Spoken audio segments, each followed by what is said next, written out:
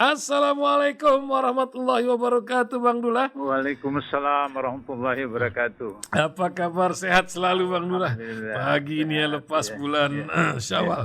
Bang Dullah, ini banyak berita-berita yang bikin garuk kepala ini. Negeri kita ini luar biasa.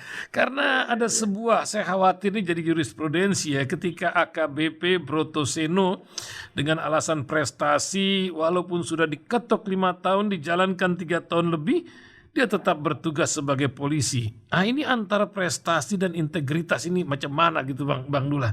Yang kedua ini tentang ex wali kota Jogja. Ini kan kita ini macam berburu di kebun binatang gitu, Bang Dullah.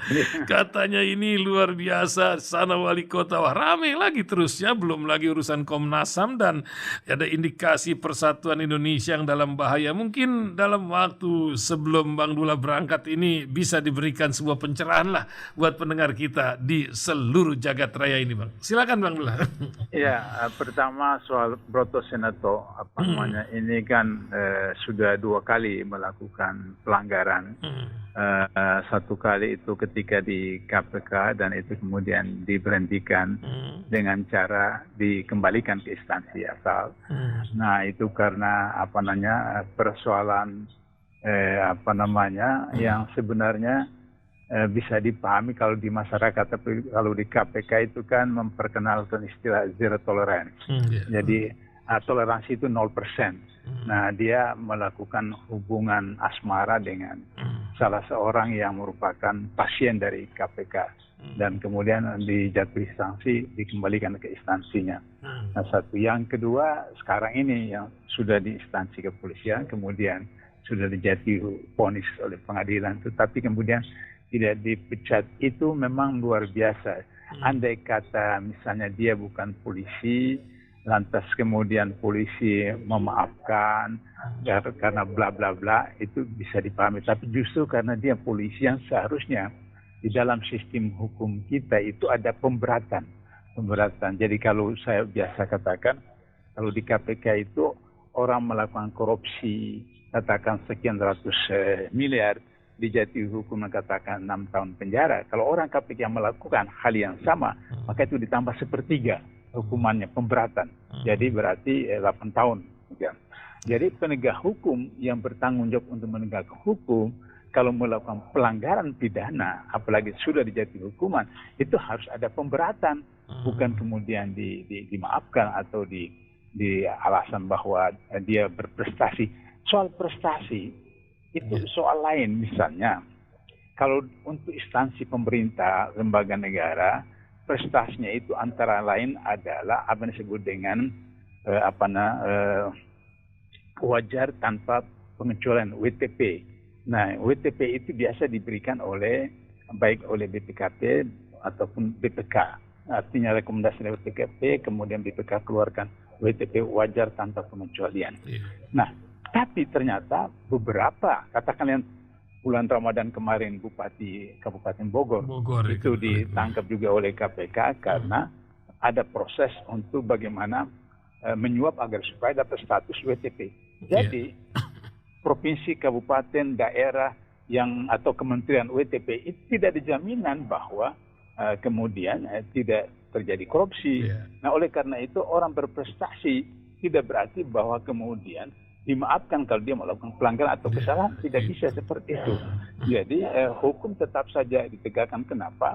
Karena prinsip penegakan hukum itu adalah pertama, adanya kepastian hukum.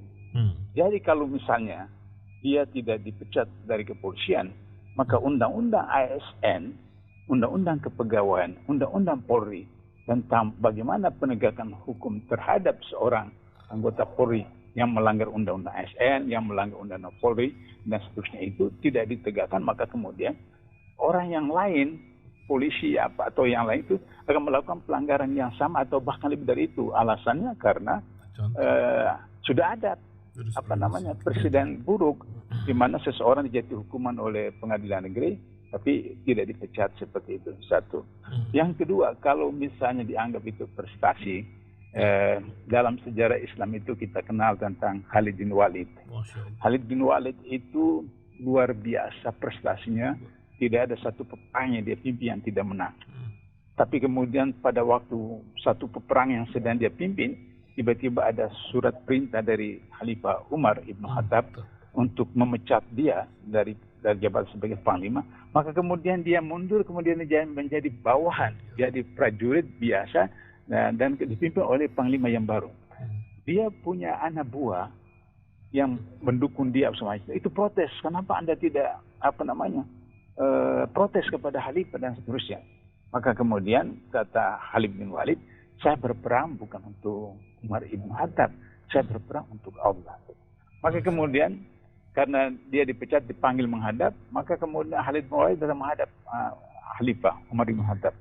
Kemudian kata Khalid bin Walid, apa salah saya sampai dipecat? Kata Khalifah, Anda tidak salah.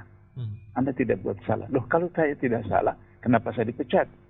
Kata Khalifah, kalau ada sebersit, sekecil, secuil, sezarah dalam hati Anda itu rasa angkuh, rasa bongkar, rasa takabur, karena Anda di mana-mana di seluruh Jazirah Arab data Anda dielu-elukan, maka bau surga itu jauh dari Anda.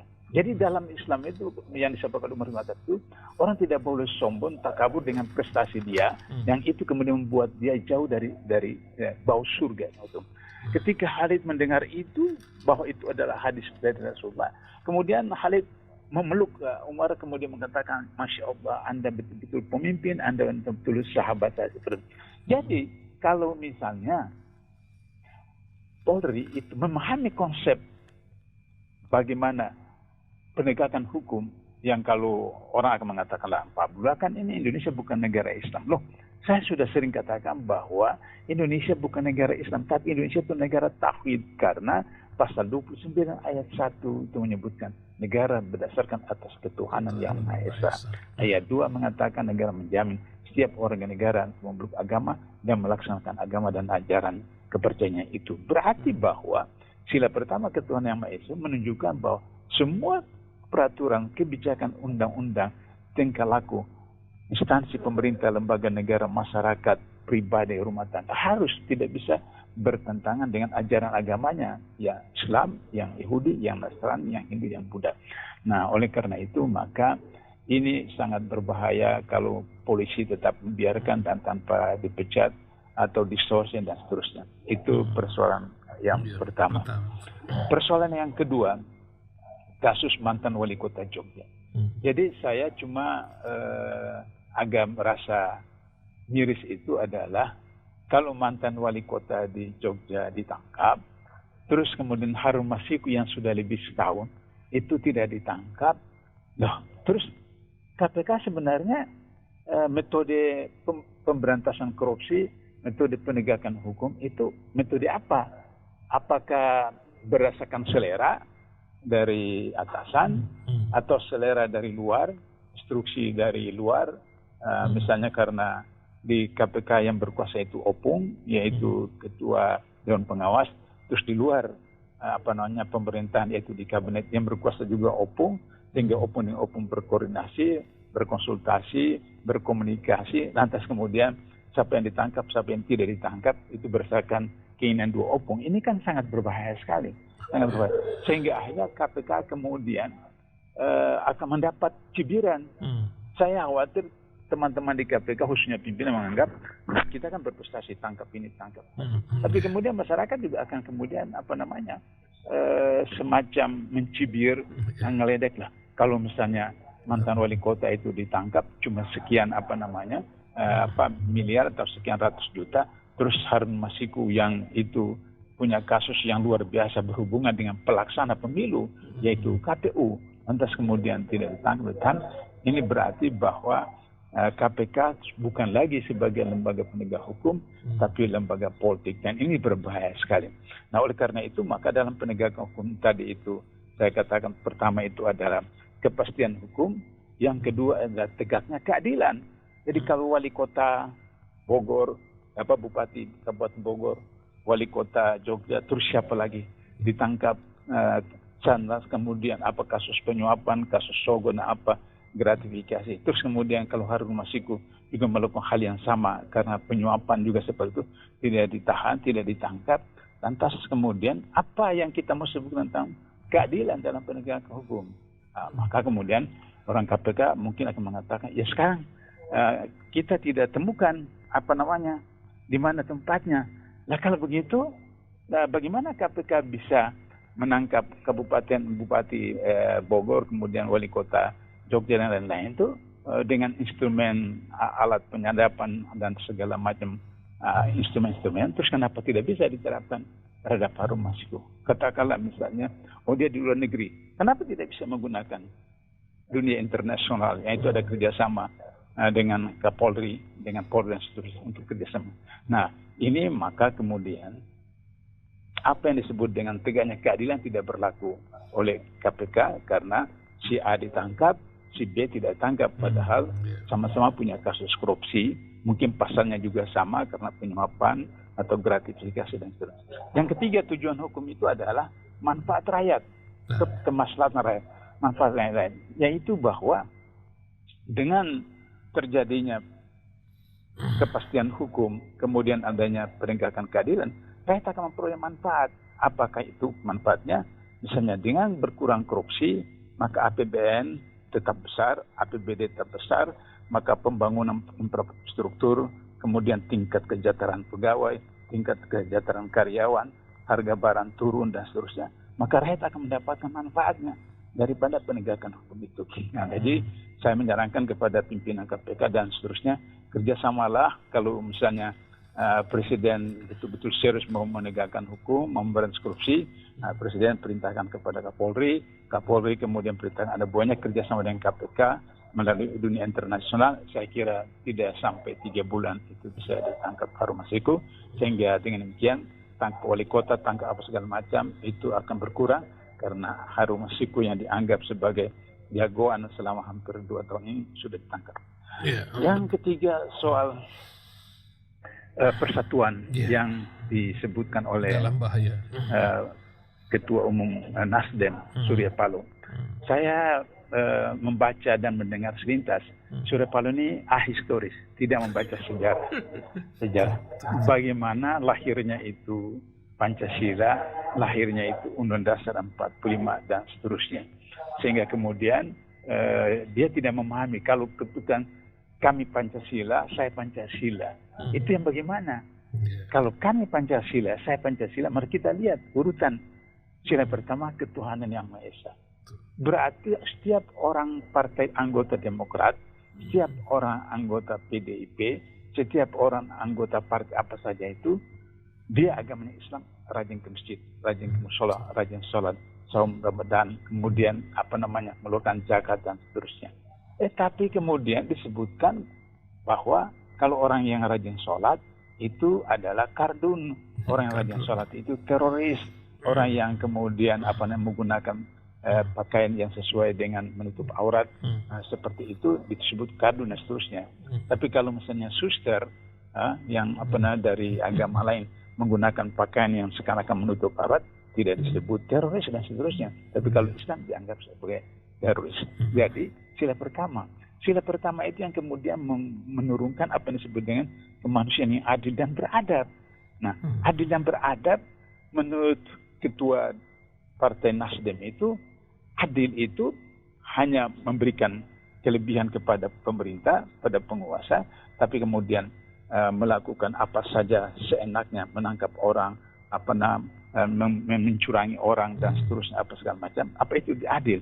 Dan kemudian kalau beradab, apakah beradab itu kemudian misalnya Puan Maharani atau Ketua Umum PDIP hilangkan mata pelajaran agama di sekolah-sekolah, bubarkan pesantren dan seterusnya karena dianggap itu adalah sumber teroris, sumber apa segala. Apa itu beradab? Seperti itu dari Pancasila. Yang kemudian ketiga, persatuan Indonesia. Persatuan Indonesia yang dipahami oleh Nasdem itu yang bagaimana? Persatuan Indonesia itu harus dimulai dari keluarga kemudian tetangga kemudian desa dan seterusnya. Orang Islam itu tidak usah diajarkan tentang persatuan Indonesia, karena dalam Islam itu diajarkan innamal mu'minina ikhwa fa aslihu baina akhwaikum. Sesungguhnya orang-orang mukmin itu bersaudara, maka ketika mereka berbeda pendapat, islah, tabayun, yaitu bermaaf-maafan, wattaqullah, dan bertakwalah, la'allakum turhabun, agar supaya kalian mendapat kasih sayang daripada Allah SWT.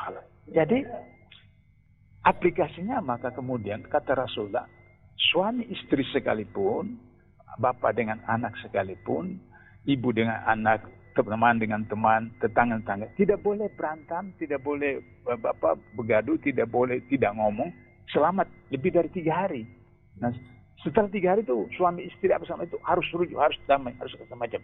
Jadi itu Islam sudah mengajarkan, sehingga aplikasinya maka orang Islam itu 1 hari, laki-laki khususnya itu bersatu di masjid, di musola 1 hari 5 kali. Salat subuhnya, salat zuhurnya, salat asarnya, salat maghrib, salat isya. Itulah kemudian mereka bersatu dengan bentuk tidak hanya dibedakan siapa raja, siapa pembantu, siapa pegawai apa. Yang raja harus di depan, pembantu harus di belakang. Tidak. Siapa yang datang duluan ke masjid, siapa yang datang duluan ke musola, maka dia duduk pada saf yang pertama. Nah, raja datang terakhir di saf terakhir, panglima datang terakhir pada saf terakhir. Persatuan itu yang ada dalam Islam yang bisa menjadikan Indonesia ini merdeka 70 tahun sekian yang lalu. Karena persatuan itulah. Kemudian kerakyatan yang dipimpin oleh hikmah kebijaksanaan dan permusyawaratan perwakilan. Pak Surya Paloh paham nggak, ngerti nggak tentang Pancasila, bahwa pilpres, pilkada, pilkades itu bertentangan dengan sila keempat. Kerakyatan yang dipimpin oleh hikmah kebijaksanaan dan permusyawaratan perwakilan. Jadi yang bermusyawarah itu tuh wakil. Wakil itu kita pilih di dalam pemilu. Kemudian mereka terpilih dari anggota DPR pusat, anggota MPR pusat. Anggota MPR pusat itu bermusyawarah memilih presiden wakil presiden. Kemudian DPRD tingkat 1 bermusyawarah, mereka pilih gubernur. Kita pilih DPR tingkat 2 kabupaten kota, mereka bermusyawarah pilih bupati wali kota. Ini menunjukkan bahwa Ketua Umum Demokrat, Ketua Umum Nasdem sudah tidak mengerti tentang Pancasila. Sila keempat itu. Baru yang kelima, keadilan sosial. Bagaimana dia mengatakan saya Pancasila, kami Pancasila, padahal dia punya kekuasaan di bidang oligarki, teman-teman oligarki dan seterusnya, sehingga akhirnya kemudian 80,2% lahan di seluruh Indonesia dikuasai oleh mereka, negara dan rakyat itu hanya 20, sekian persen. Kemudian 4 orang dari oligarki itu kekayaannya sama dengan separuh daripada kekayaan atau aset rakyat Indonesia. Jadi 4 orang sama dengan 100 juta lebih. Apa itu keadilan sosial yang dipahami oleh Nasdem seperti itu? Nah, sehingga dengan begitu maka kalau dia katakan bahwa negara ini akan pecah, negara itu betul. Tapi penyebabnya karena mereka penguasa hari ini yang akan mengakibatkan kemudian rakyat terbelah karena negara dikuasai oleh oligarki, negara dikuasai oleh asing, maka kemudian rakyat terbelah, maka kemudian bisa dijajah oleh asing, dan penyebabnya adalah apa yang disebut oleh penguasa yang dikuasai oleh oligarki sekarang. Saya kira itu pemisahan ini saya sudah harus masuk dalam kelas ini. Ini saya lagi di Jatinangor, Jawa Barat ini. Ada BIMTEK, anggota-anggota ASN seluruh Indonesia, Selon 3. Ada 60 lebih ini, jadi jam 8 saya sudah harus masuk ini. Jadi saya lihat peserta sudah mulai masuk itu, jadi saya pikir untuk kali ini mungkin sampai sekian, nanti kita ketemu lagi Jumat depan dengan waktu yang lebih leluasa. Dan seperti biasa jam 8, karena ini acara jam 8 mulai dan sebelum jam 12 saya sudah harus masuk. Masya Allah. Terima kasih. Terima kasih Bang Dullah pagi hari ini. Semoga selalu bermanfaat hidup ini. Terus syukran kasih. Assalamualaikum Bang Abdullah. Waalaikumsalam warahmatullahi wabarakatuh.